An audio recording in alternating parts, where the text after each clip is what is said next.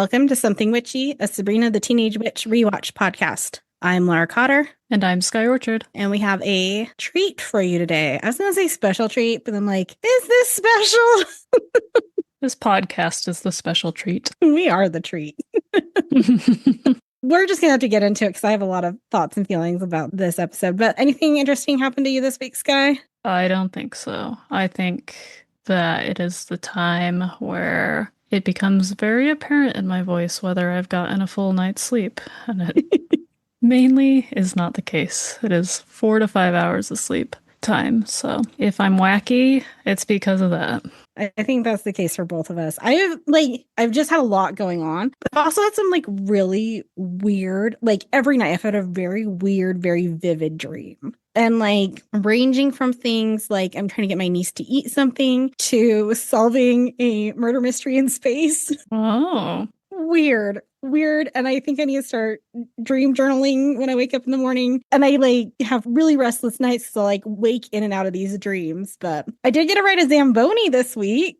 Oh yeah, you did write a Zamboni. And you got your birthday present. And I got my birthday present. I'm not gonna wait until this episode comes out. I'll post about it on the socials before then. But then you can see how far ahead we actually made it, guys.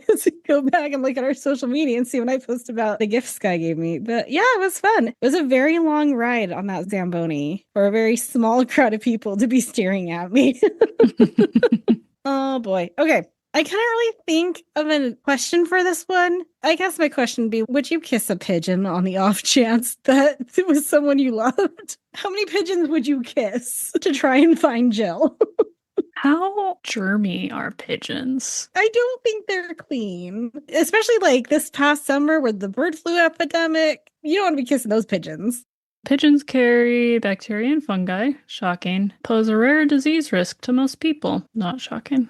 Oh, Quora, I like this. Are pigeons any dirtier or disease-bearing than other birds? Answer, no, pigeons are not dirty disease carriers. It is an old husband's tale that they are flying rats, filthy disease, and parasite distributors. I have never heard a pigeon referred to as a flying rat. Oh, I have. But also that definitely sounds like a pigeon wrote that. That's a little pigeon pecking at the keyboard, being like, no, we are completely clean. Please hand feed us your French fries. I sort of like pigeons, so maybe I'd kiss a pigeon. I don't know if I'd kiss as many pigeons as Gwen. How many? What's your number? Jill's not going to listen to this for years, so you're good. 17. I was going to say 3. Oh. If the person I love doesn't come and peck me by the time I'm on my third bird, sorry, they're just stuck. That boy had a chance to really make that process a lot quicker. Especially because we know he was conscious later on. He wasn't birdie brained. Only slightly. He does call the pigeons his close friends. So we are recapping the TV movie Sabrina Goes to Rome. Now, this aired after a couple episodes of season 3 have aired. However, it was produced between seasons 2 and 3. So I figured this is the best time to do it. Or it's a time to do it. I could not find a TV guide description or a tagline for this movie anywhere. I can read what IMDb says. So the IMDb description is, if Sabrina cannot open a mysterious antique gold locket and release the power trapped within, her Aunt Sophia will be lost forever. The secret to the locket lies in Rome, her father says. Okay, that's a description. It originally aired October 4th, 1998. The winning lotto numbers on this day for Massachusetts were 8202, because the YouTube recording I watched had that on the screen for a full minute before it proceeded with the programming. Does that not feel like enough numbers? No, it doesn't, but... We need 4 numbers in Massachusetts in the late 90s. How the old telephones used to be give me number 2.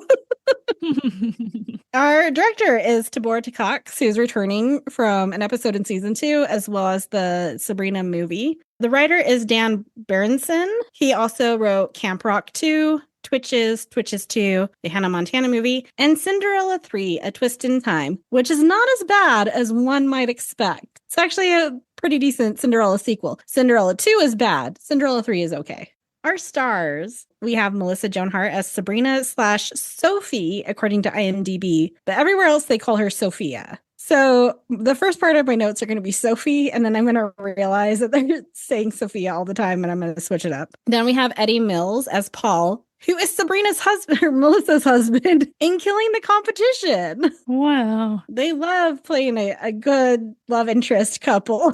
Then we have Tara Strong as Gwen. She is a very popular voice actor. You might recognize her voice from Powerpuff Girls, Gabby's Dollhouse, Loki, Despicable Me 4, My Little Pony, a bunch of DC and Marvel stuff, and Kim Possible. James Fields is Travis. He's the boyfriend that's been in a few episodes, mostly in season 1, and I believe their relationship is almost over with at this point, if not over with. Eric Alexander as Alberto. Mostly he did Italian stuff, but he also was in House of Gucci, as well as I Am the Abyss, Finally Dawn, and Perfect Match. Nick Bakay, obviously, we know as Salem Saberhagen. Evelyn Furtok as Mrs. Guadagno, and she was Princess Isis in the Troll Bride episode. Patrick Dreykus as Lorenzo. He mostly works in casting, but he was in a film called Mansquito. Sold. Say no more. What do you think that's rated? What do you think that IMDb rating is? Like 2? Yeah, it's like a D movie. Should we take a bet? I'll look it up. Place your bets for what you think the rating is IMDb. I'm going to go with a 2.1. 3. Mansquito. A 3.8. Whoa, okay. Hey, it's also directed by this same director, the Tibor Cox. Oh. That's a bit of a left turn from Sabrina Goes to Rome. What's the tagline? A scientist and her subject turn into mutant insects. So sort of like The Fly. That poster is going to be in tonight's Vivid Dream. We have Robert Steiner as Roberto from The Prince of Dinosaurs, Ferrari, The Puffins, Arctic Games, and The Puffins and the Magic Portal. Francesco Mazzini as Mercutio from Mr. Rodolfo's Last Jubilee, Last Letters from Monte Rosa, The Fallen, and The Mind of Henry Lime. Richard Horvitz as Stonehenge, the voice of Stonehenge, which I'm just now realizing is the name of the guinea pig. I was about to say, when did we see Stonehenge in England speaking? I swear they called it Snowball at some point. I just thought it was called guinea pig and it didn't get a name. That's why I kept writing guinea pigs. I was like, I don't know this thing's name. And I thought we were actually going to get Stonehenge. And I kept waiting. I'm like, when are we going to England? And then I thought it was the credits of the heads that she turns into the statues. Like literally, I started these notes last night, finished them today. It's been 4 hours since I finished them, and I'm just now putting this together. Anyway, also did voices in The Angry Beavers, Hell of a Boss, Power Rangers, The Loud House, and a lot of other Nickelodeon shows. We have no credits for the statue heads or for David. And David, I think, had more lines than Mercutio did. Yeah, I don't even remember who Mercutio is. He's the scummy ancient friend. Oh. Yeah. All right, Sky, what are your thoughts? I miss 90s commercials. Like, if I have to watch commercials, can they just be 90s-esque? We lost something. We lost part of our soul somewhere along the way. I think this has just given me more questions than answers. Very shocking, I know, for Sabrina the Teenage Witch. We've never had this. Nothing but answers. Is this considered canon? I don't think it can be. I think this has to be an alternate universe Sabrina. That is the only way I can accept anything in this. Yeah, because the fact it comes out in like October, season 3 would have theoretically premiered in September. So like you said, only a couple episodes into season 3. It's like Harvey who? Dashiell who? Ants who? Because here's a new ant that I don't think we're ever going to see again. And is the ant dead or alive or a magical force? Like, I'm so confused. Also, I feel like telling her about this ant would have been helpful back in the Sabrina's First Kiss episode. Oh, 100%. This would have been a good lesson to give her back then. Like, hey, it's okay if you want to date a mortal, but like, we have an ant that disappeared into a locket for 400 years. Like, it's wild. I have so many issues. Like, there wasn't even like talk of like witches license. Like, now we're just doing magic left, right, and center. And all of a sudden, Sabrina's good at magic and is like better than other witches. Salem's allowed to leave the country without Hilda, who's supposedly his jailkeeper. Seriously, it's wild. Let me see exactly which episode, because I saw the advertisement for the next Sabrina that was going to come up. Okay, so we're 2 episodes into season 3 at this point, which is not a lot. no mention of Dashiell or the big drama at the end. Like, that's a quick rebound from both of them. I'm like, so not only do we have two boys back home we're still deciding on, but we're going to have a summer fling with an Italian boy for 2 weeks. It has to be a standalone. It has to be its own thing that happens in an alternate universe that we just... Maybe she went for spring break before her and Harvey got back together before Dashiell showed up. Maybe this is spring break in Rome, and for some reason she has 2 weeks of spring break. Maybe. She's good at magic for 2 weeks. It's that Italian water. And she doesn't have quizzes from Quizmaster for 2 weeks for whatever reason. It is completely separate from the rest of everything we've done so far. Alternate, this is just a moment of psychosis in Sabrina's head if we continue the Sabrina's crazy narrative. Definitely looking more and more like a plausible scenario. The other thing, now granted, this was probably recorded off of network television onto a VHS that was then digitized, which was then uploaded to YouTube. I'm not expecting it to be like pristine quality, but something about the dialogue, a lot of the dialogue scenes sounded like they were like the sound sounded like it was coming from somewhere behind me and the picture was on the screen, but like the music part sounded fine. It synced up. Something about the dialogue in some parts got really weird. Did you notice that at all? I'm assuming you were watching Rev the Ripper's upload? I think so, yeah. I did not notice that, but interesting. Could not find this anywhere but YouTube. A couple different versions with different, I think, commercials in them, depending on where they were they were recorded. So choose wherever you want, but YouTube is where you're gonna have to watch this. If we can sell it to you, if you're listening to this episode, you're like, yeah, I need to go watch that for myself. All right, let's get into it because I'll have even more thoughts as we go. Sabrina is reading a letter in a cab about a locket that her dad needs her help unlocking. Which, again, her dad is 600 years old. He's a powerful witch wizard. He works for the Witches' Council, but he needs his teenage daughter to go solve this mystery. Okay. He's only allowed out of the confines of his book once a year.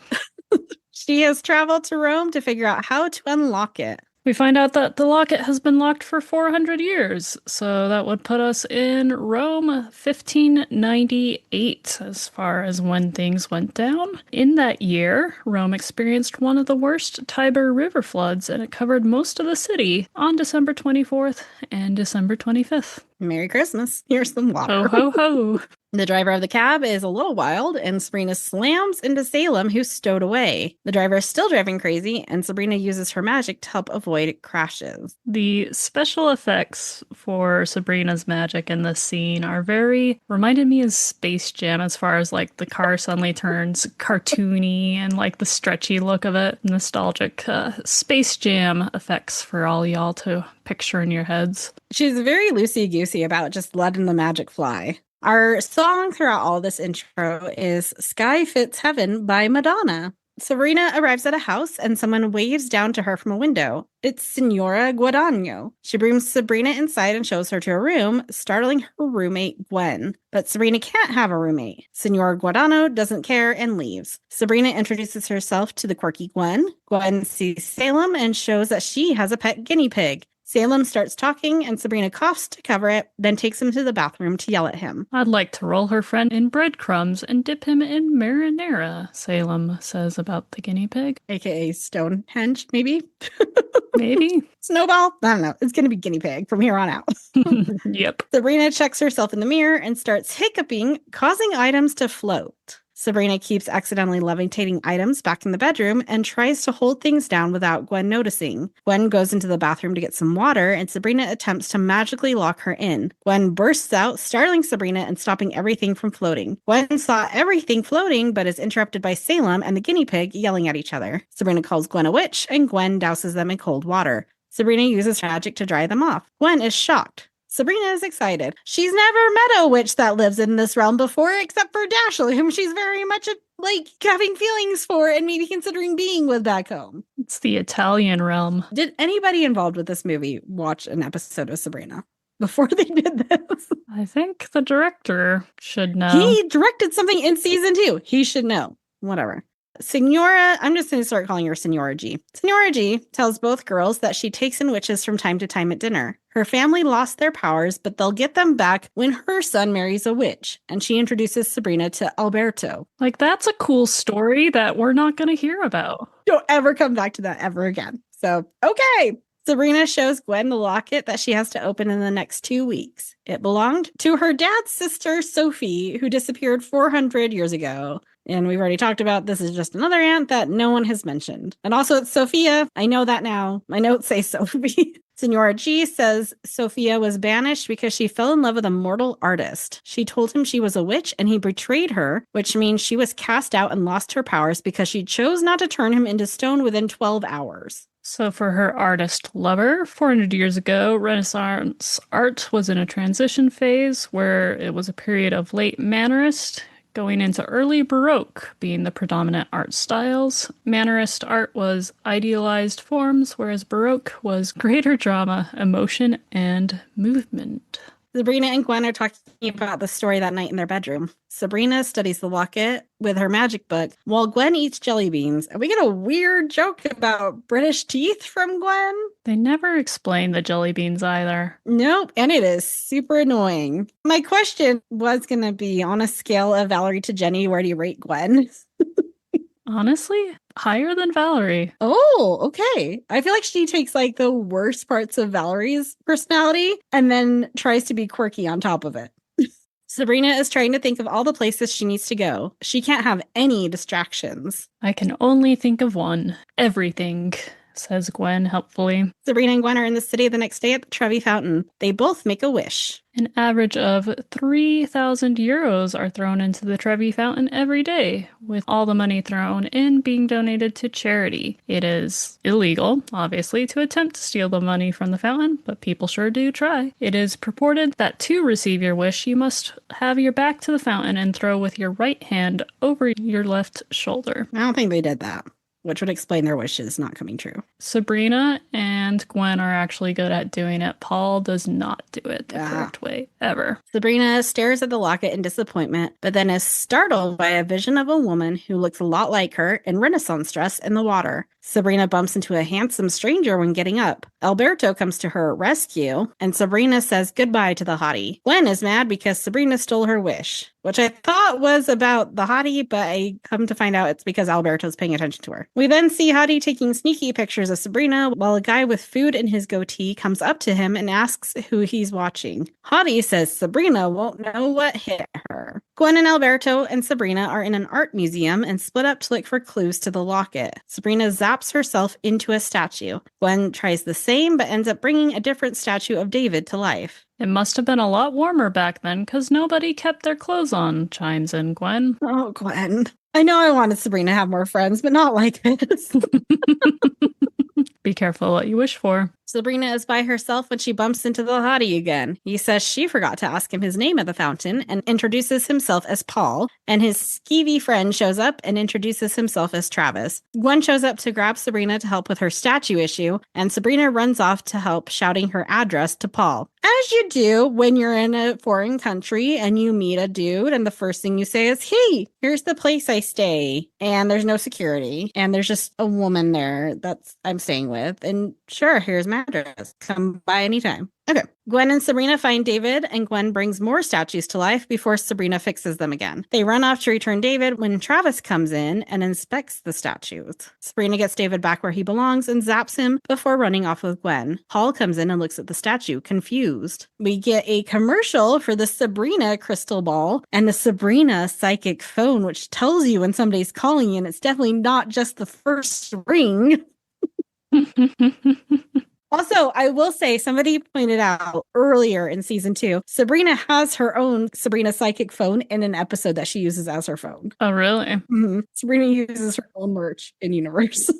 Gotta push that product. We also find out that tonight's ABC movie presentation is brought to you by Friskies. We get several Friskies commercials for especially the dental food that seems to be debuting right now. Oh, I also saw a commercial later on about how Domino's created the first warming bag for delivery.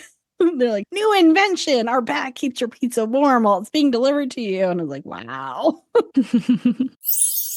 Travis and Paul get back to a very messy apartment and both start to hint at their suspicions about Sabrina. They realize they saw the same thing. Travis proposes they sell the story for money and calls her a witch. Say what you will about these boys. I have a lot to say about them, don't worry. But at least they catch on a lot quicker than everyone else in Sabrina's life in America. Harvey, Mr. Poole, Mr. Kraft, Valerie. It's quick. Jenny. Libby. Well, Libby kind of knows. I think Libby can't bring herself to put the word witch to it. One time she didn't put the word witch to it. Went really bad. Yeah. His trauma.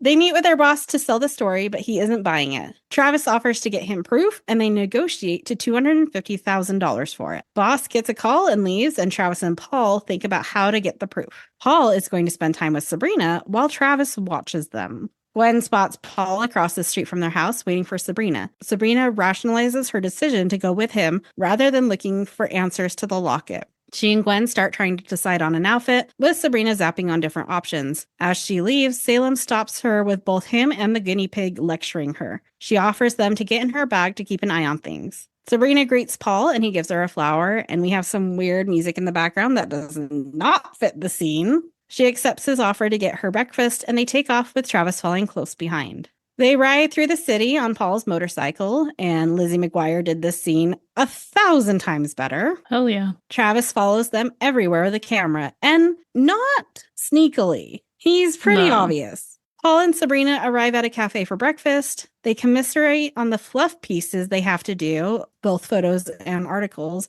in order to do the things that really matter to them. Salem sneaks out of Sabrina's bag to beg for food from an American tourist couple, while the guinea pig crawls up the table and sits in the food. Sabrina runs off to get the animals as they eat at the now empty table. Travis tells Paul to stop messing around while Sabrina is gone. Sabrina and Paul make plans to see each other again when he drops her off to meet Gwen and Alberto. Gwen, Alberto, and Sabrina search through a lot of records to find anything about the locket. I'm guessing alphabetizing is a recent invention, Salem says, in his cute little research glasses. He is old enough to have been alive during the time that Sophia was around. What? Do we know Salem's age? We know the ants. I don't think we know his exact age, but he's definitely made remarks about hanging out with historical figures, I feel. Yeah. I don't know. I don't know anything.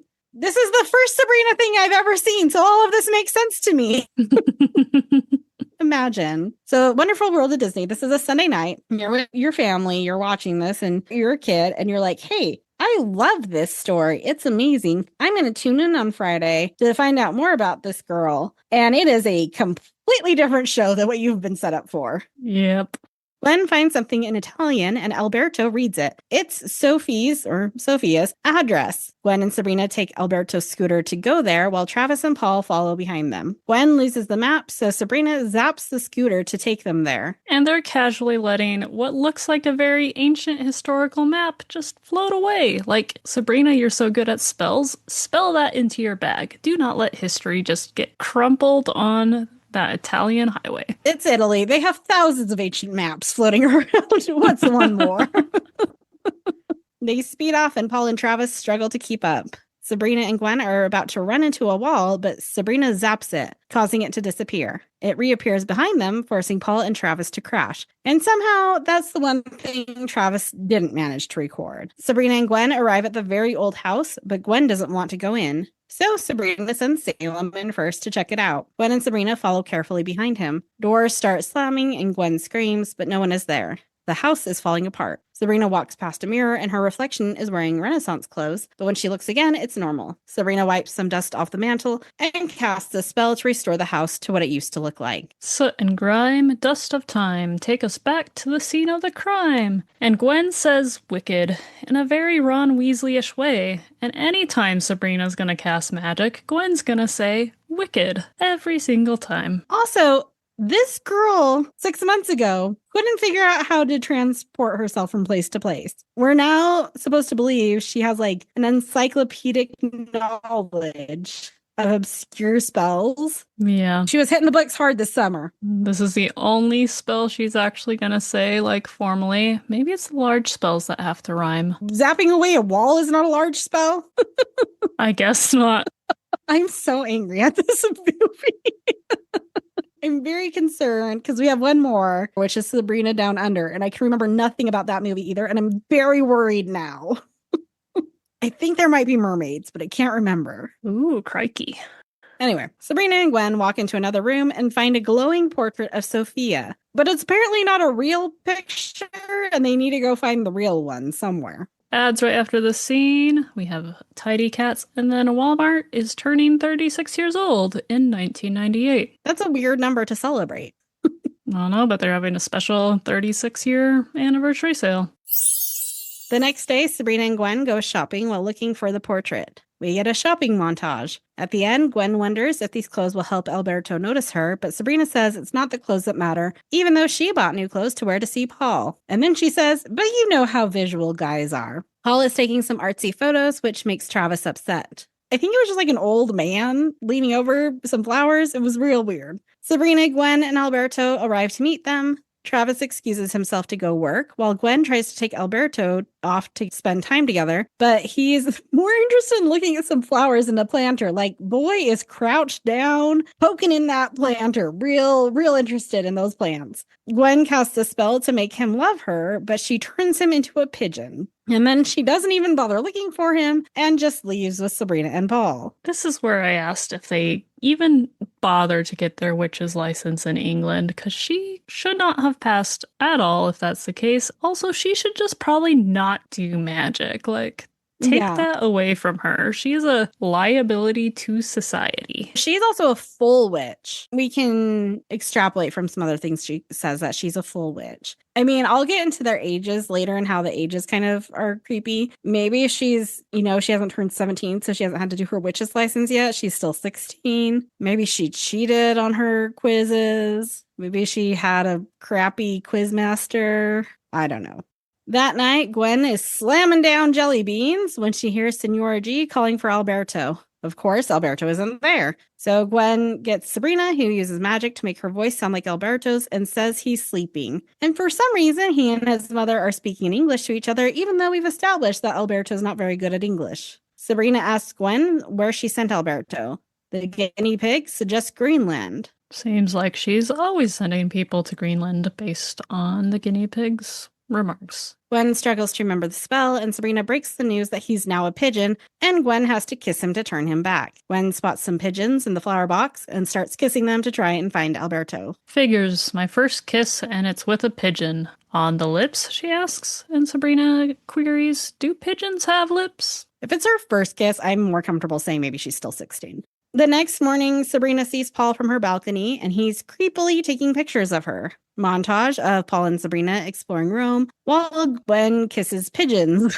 I did like this part. People start copying Gwen and also kiss pigeons, other tourists. That was fun. Meanwhile, Travis follows behind Paul and Sabrina. They get back to Paul's car, and it has a flat tire. Travis is watching, and he and Paul give each other a thumbs up. But Sabrina sneakily zaps some canned air into her bag and hands it to Paul to inflate the tire. Travis is frustrated. Girl Scout, you should see my notch, she tells Paul. Also, what happened to the motorcycle? They've established these are like two poor journalist men people. I doubt they're wealthy enough for two vehicles, and suddenly there's a car in the mix. We don't see the motorcycle ever again, actually. Do we? No, we do. We do. Oh. I'm pretty sure we do. It seems like Paul is usually with the motorcycle and Travis is usually with the car. And so I'm wondering if Travis lent them the car specifically for this purpose, although you could still do the same thing with the motorcycle. So why it was the car, I don't know.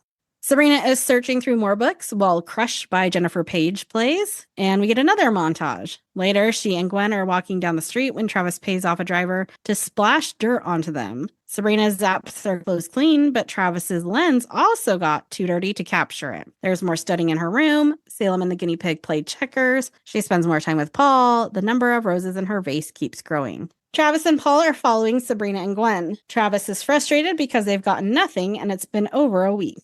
Sabrina stares into a very scummy and dirty fountain and wonders where Sophia is. Paul comes up to her and asks what she's thinking about. If I tell you, then I'd have to kill you, and then I'd have to deal with the body, and that can get messy. But Sabrina, in another world, alternate universe, you have Hilda, who can help you with that. Bodies are no issue, I feel like. She doesn't even say Hilda or Zelda's names, or like my aunts. There's no reference to the aunts in this. And yet we get a letter from her father, whom we have not seen since season 1. I don't think we've heard anything from Ted in season 2. Yeah, I don't think so. He wasn't even referenced in the episode about who their mother's favorite child is. And we got Vesta referenced. Maybe Sophia was the favorite. Sabrina won't tell him, but he says she can trust him. She decides to tell him she's looking for a portrait, and he gets an idea. He's like, I've never heard of that artist. And she's like, yeah, nobody's ever heard of him. And he's like, not nobody. And then he's like, they go to an art museum, and he's like, here's this painting from that same artist. Okay, you didn't know who he was 5 seconds ago, but now you know where to go to find this dude. Sure. They start to look for the portrait that she's looking for. Travis and Paul leave Sabrina and Gwen. Gwen tries to grab the fruit out of the painting, Girl Y, and gets her hand stuck. Sabrina and Gwen both zap themselves into the painting to fix it. Sabrina zaps them out, and the painting now shows a bite taken out of the apple. Sabrina and Gwen find Paul standing in front of the portrait of Sophia in another gallery, but Sabrina still can't open the locket. Sabrina and Gwen are talking about the portrait. Sabrina thinks Sophia was trying to tell her something. Salem chastises her for telling Paul about the portrait and locket. Paul and Travis wonder if Sabrina is actually 500 years old because the painting looked like her. The four of them are eating at a cafe, and Gwen continues to try kissing pigeons. Gwen runs off to kiss more, and Sabrina goes after her. Both Salem and the guinea pig also leave to find food. Paul takes pictures of Sabrina and Gwen, and Travis confronts him about falling for Sabrina. There's a pigeon sitting on the chair next to them who starts attacking Paul and poops on his head. Meanwhile, Salem pushes the guinea pig onto a pizza that gets delivered to a table, causing a commotion and bringing Sabrina and Gwen back to the restaurant. The waiter says 1 pizza with everything, but before there was the guinea pig, it was just cheese and non-sliced olives. That's everything at this cafe. Italians are purists about their pizza. Maybe that is an everything pizza for an Italian.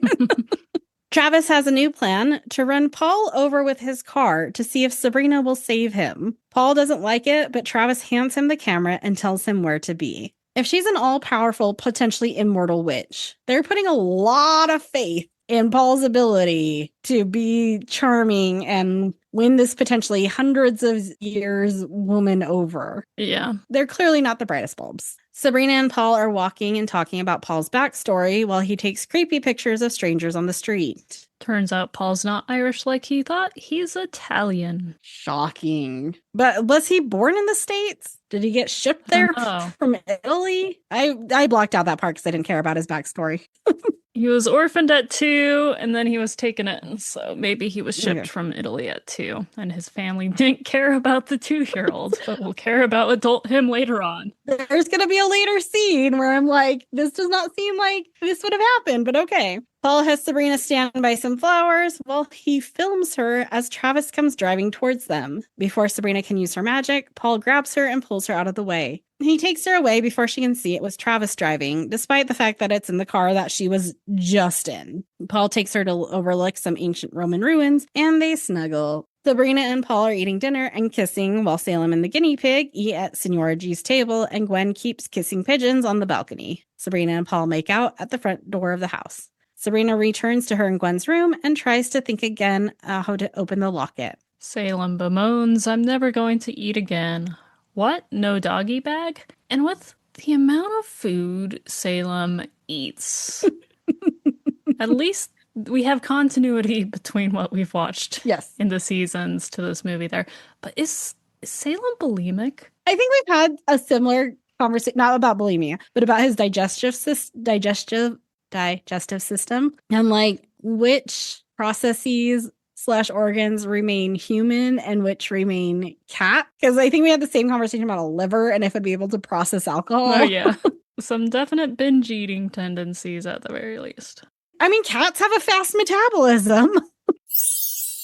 Gwen, Sabrina, and Salem return to the portrait of Sophia, and Salem warns Sabrina about going through it. She agrees to be cautious, but still goes in anyway. Sabrina falls through the portrait to land in a fancy house dressed in Renaissance clothes, but her locket is missing. There's a party and people are dancing. She spots Sophia and Roberto. Sabrina sneaks up to Sophia and pulls her to a quiet room to talk. Sophia knows Sabrina is there because of Roberto. Sophia is happy that Sabrina can tell her family that she and Roberto work out. Her family is trying to get her to marry Lorenzo. Did we get any indication that Hilda and Zelda are Italian? No. Okay. Sophia runs off to grab her family, leaving Sabrina alone where she overhears a conversation and Lorenzo giving someone money. She knocks over a suit of armor and Lorenzo comes in, mistaking her for Sophia. Sabrina tries to leave, but runs into Roberto, who knows she's not Sophia. And Roberto, aka Robert, has a very American-sounding accent. Everybody else is trying to do Italian. Well, I guess except for Sophia, too. But Robert's very American.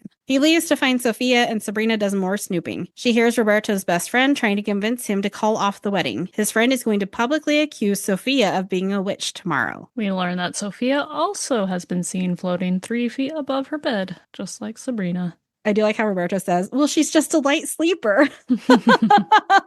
Best line of the whole movie. Shut it down.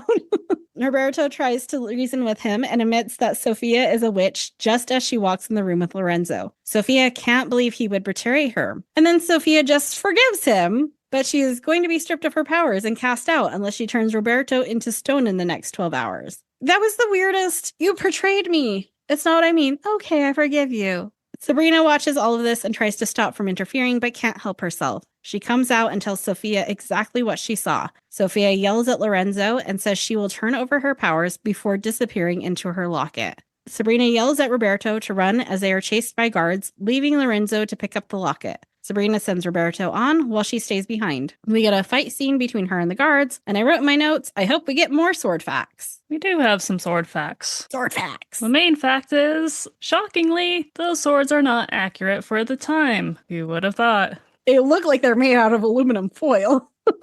They were bottom of the bucket prop swords from the prop closet. So, the predominant sword at this time in the Italian Renaissance would still be the rapier or the spada da lato, which is a side sword considered a continuation of the medieval knightly sword. However, despite a continuation of that medieval knightly sword, the hilt and the handguard should appear somewhat similar to a rapier, which these prop swords did not. These prop swords looked like a version of a medieval short or long sword. Now, at the time, there was the storta that would probably be closest to what they're using in this scene. However, the storta tended to have a slight curve to the blade, and it had arched quillions on the crossguard. And these swords are your basic bitch blade, crossguard, pommel, no fancy Italian layer to them. These are from A Spirit Halloween. Yep.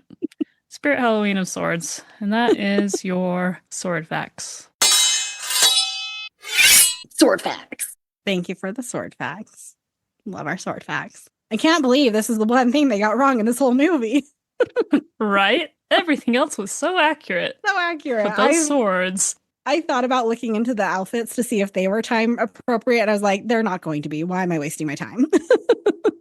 Sabrina gets backed into a corner in front of Sophia's portrait. She zaps it to fall onto her, sending her back to the present. Gwen, Salem, and Sabrina are back at the house and examining the locket again, and also talking about dating mortals, which Sabrina has experience there. She should be able to talk about this. Senora G interrupts them to ask if they've seen Alberto. She then shoos off the pigeons on the balcony. She leaves, and Gwen again tries kissing the pigeons that are still on the balcony, but no luck. And Salty Salem says, I can't believe you traveled back 400 years in time and you didn't even bring me a t-shirt. Paul and Travis are arguing about Sabrina. Paul has like black and white photos of Sabrina tucked into his mirror. It has been like 10 days. Everybody needs to calm down. It took Sabrina 6 months to kiss Harvey the first time. Yeah, also, why is this dude not turning into a frog? Oh yeah, a frog. Maybe that purports the theory that frog is only the first kiss. Once you've kissed one mortal, now all mortals are free game. Yep. Kiss them all. If everyone turned into a frog, that's how you get a plague of frogs. Well, I guess there's also a 50-50 chance that he would turn into a frog. So maybe he just got the right coin flip this time. Was Moses a witch? And that's how he made the plague of frogs? No, knows this is a witch from the Sabrina universe. Paul can't stand lying to this girl that he's deeply in love with after 10 whole days, but he also needs that money. Maybe he should just come clean. Paul storms out and Travis says he's going to handle this his way, which I would not be threatened by the dude who had food in his goatee when we first met him. Sabrina is getting ready for her date with Paul, but feels guilty because she still hasn't opened the locket, which is the entire reason she's in Rome. She goes down to meet Paul and they take off with Travis following close behind, and he is like seriously right behind them. They're on Paul's motorcycle and Paul doesn't notice that his best friend is in a car 10 feet behind them. Sabrina and Paul are out dancing with Travis, watching from a distance. All I could focus on in the scene is that they are way overdressed compared to these other group of people who are in their t-shirts and jeans. Melissa Joan Hart's definitely trying to dress more mature in this than she has been in Sabrina. Like, a lot of her outfits are more like that yellow dress she had on was like, had the cutouts and was like a little more revealing. And she's trying to be like, I'm an adult woman. And I'm like, but you're playing a teenage child.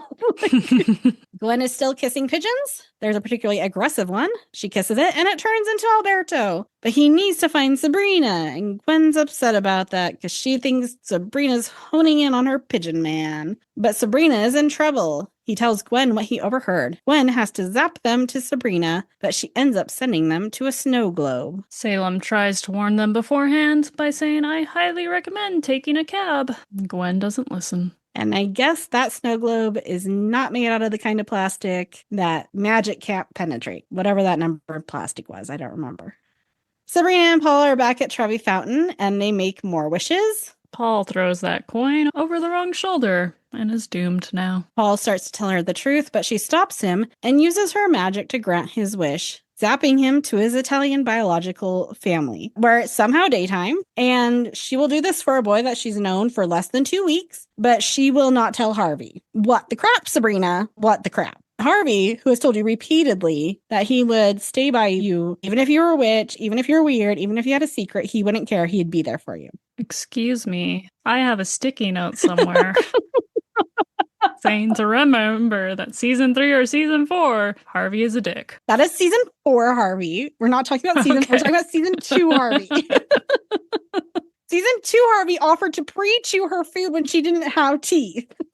Oh, this movie makes me so angry. There are some little kids who just run up to Paul and bring him to join the rest of the family that just automatically embraces him without anyone asking who he is or saying anything about that. He then comes back to thank her and kisses her. They are zapped back to the Trevi Fountain, and I guess Paul's never going to see that family again. And Sabrina tells him he can't ever tell anyone. He promises, but Travis has filmed the whole thing. Sabrina and Paul are walking away when Salem attacks him, and Gwen and Alberto arrive. Quick, turn him into a yak. Send him to the rings of Saturn, exclaims Salem. They tell Sabrina what Paul and Travis were up to. Paul tries to defend himself, but does not do a good job. Sabrina stalks away, and Gwen tries to turn Paul into a goat, but gets Alberto instead. A kiss also doesn't turn him back this time. She takes Alberto to figure out how to fix it, and Travis comes up to Paul excited. He got everything. Paul is not happy about it. Salem tells Sabrina she has to turn Paul into a pile of stone as she packs up her clothes, but she can't. He might not betray her. So he spends 400 years as a pile of rubble. He deserves it. You'll lose your powers and I'll lose my meal ticket, exclaims Salem. He is Hilda's problem, not Sabrina's. Gwen and a human again, Alberto, have a moment in the hallway, and Alberto asks her out. You have to ask yourself, why does this guy want to date Gwen, considering all this magical trauma she has put him through? And when he asks her to go out, he says, would you do me a favor of going out with me sometime? And then it has to clarify, when I'm a boy, not a pigeon or a goat. How old is Alberto? At least 20s. So, this is where I was like, wait, Sabrina's 17. Gwen is probably the same-ish, or maybe 16, as we've discussed. Paul is a guy with a full adult job, out of college adult job. And Alberto looks like he's 35. I'm uncomfortable with all of the romances in this movie. Sabrina is in high school. She wants an Italian summer romance. Find a 17-year-old boy, not a dude who works for a sleazy tabloid because he can't pay rent. We're almost there. We're so close. Sabrina says goodbye to Alberto and Gwen. Senora G comes out to tell Sabrina to turn Paul into stone, but Gwen freezes her. I don't know why. That seems kind of rude. Sabrina gets into the taxi, but flashes back to all the time she spent with Paul over the past 2 weeks. It has been 2 weeks. This should have been like 3 months of the summer project. It should not have been 2 weeks. And Gwen freezes Senora G to stop her from telling Sabrina about turning Paul into stones. But then the final moments of that scene, she's unfrozen and they're all just waving goodbye. And she just doesn't care anymore. She was trying to warn Sabrina about the stone. Good luck with your terrible life choices, Sabrina. You're out of my hands now. Go back to your maybe aunts. They can deal with you. Who's she gonna live with? I guess she moves to Peru to live with her mother. She's cast out of the family and loses her powers. You've been to Peru, Sabrina. You saw what it was like. You didn't enjoy it. You came back. Assuming her mother exists. What, her mother's not stone. No. Well, I guess her mother didn't betray Ted. So even though it sounds like their divorce was pretty not amicable. Yeah, but there's all this talk of like, ooh, don't date mortals, blah, blah, blah, blah. And she's never like, well, my parents were able to get married. Or like, I exist. Mortals are okay. Granted, the marriage didn't last. Still, it happened. Sounds like it was more because they had like issues rather than magic stuff, but you know. Sabrina stops the taxi when they're by the Trevi Fountain, and Salem again tells her she's almost out of time and she needs to cast the spell. Instead, Sabrina tells the taxi to go back to the art museum. Sabrina returns to the portrait and talks to Sophia about the choice she made. Paul shows up with all the destroyed film. The locket then opens, and Sophia's image appears. Ghost Sophia? Hologram Sophia? Magic spirit Sophia? I don't know. That doesn't get answered. She's free because Sabrina led with her heart, not her magic. And then the Sophia sparkles return to the painting, and Paul puts the locket on Sabrina. Is she corporeal anymore? Who knows? But maybe, I mean, Ted lives in a book, so maybe it's just a Spellman thing.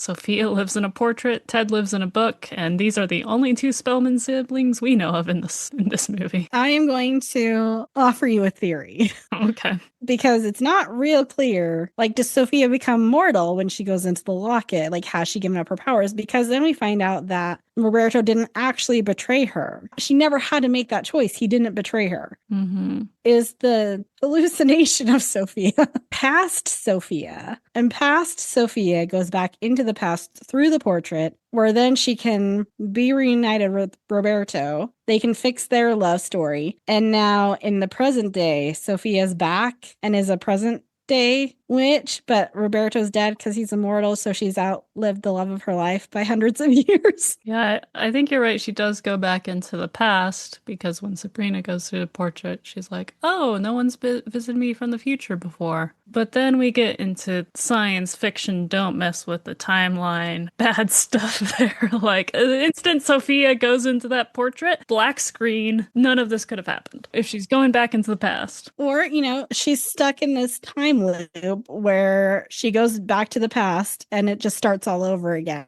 And she goes back into the log. She's stuck in this like 30-minute time span. In that case, maybe Ted has a grudge against her because he's sending Sabrina being like, oh, it has to happen now or else, you know, her essence will basically be lost if it doesn't happen right now. And so by freeing her essence, if she's now stuck, Ted's probably just like, ha. If she was dead, would it matter if they released her essence? Maybe it's releasing her spirit so she can be at rest. Because then she goes into the painting, and I think the painting changes. Like, her expression in the painting is now smiling, and I think it wasn't before. Like the Mona Lisa. I don't understand anything about this movie. We're almost done. I have like 3 more sentences. Let's just end this thing. Sabrina and Paul are walking together when he asks what to do about Travis. Sabrina starts casting spells, turning Travis into different animals as a form of torture to keep him quiet. And is this like a forever spell? She keeps zapping.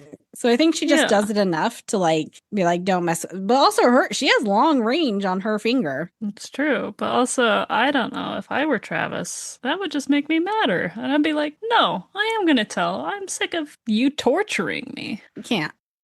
Sabrina and Paul get to the taxi and kiss goodbye. And Sabrina leaves, this time for real. leaving behind apparently the love of her life that helped unlock her maybe deceased aunt. Salem says to Paul, "You're just lucky I'm declawed." He's definitely not. Whole different discussion of, oh, we're declawing the human cat now? Number one, torture. Number two, in season 2, he talks about picking her diary with his dew claw. We know this cat is not declawed. Well, Sabrina declawed him because of all the locket picking, which then severe torture, both to cats and also, like, if he returns as a human, like... He's like stumps. Yeah, he just does stumps. The clawing is not funny, but that thought is. This movie's just terrible from start to finish. Can we watch Holiday in Handcuffs again? That's our episode. Honestly, I think your audio and internet were acting up this episode because your computer didn't even want to have to go through this episode. I didn't say it was Sophia's spirit. Oh, Sophia's spirit is in your computer today. Ooh, spooky. Oh.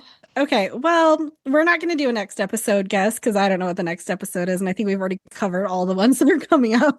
I mean, guess what you think Sabrina Down Under is going to be about, Sky, and we'll see if you're right in a season. Why does she need to go down under? Why did she need to go to Rome for something that didn't actually seem like it solved anything? All right, well, thank you for joining us for this episode. And if you made it to the end, give yourself a pat on the back. You did it. Please like, share, rate, and subscribe to this podcast, but maybe don't share this episode. Pick a different one. Don't start people off with this one. You can email us at somethingwitchypod@gmail.com if you have thoughts about this movie. And you can follow us on Instagram at somethingwitchypod and TikTok at something.witchy.pod. Until next time, stay magical.